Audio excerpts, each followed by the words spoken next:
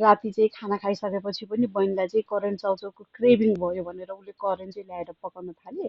अनि त्यो करेन्ट चाउचाउसँगै उसले चाहिँ अन्डा पनि बसाल्यो। अनि यता चाउचाउ पाकिसकेको थियो, उम्लिसकेको थियो, उसले मसलाहरू हाल्यो, मसला। अनि त्यसपछि त्यो सस, रातो देखाउने के त्यो पिरो चाउचाउलाई रातो बनाउने त्यो सस पनि हाल्यो उसले। अनि ऊ मात्रै होइन, अब भदैको लागि पनि बनाइदिँदै थियो क्या।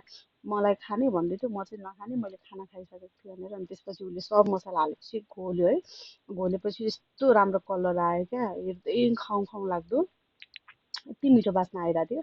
अनि त्यसपछि उसले भदैलाई हाली सुरुमा चाहिँ, अनि आफ्नो लागि पनि हाली।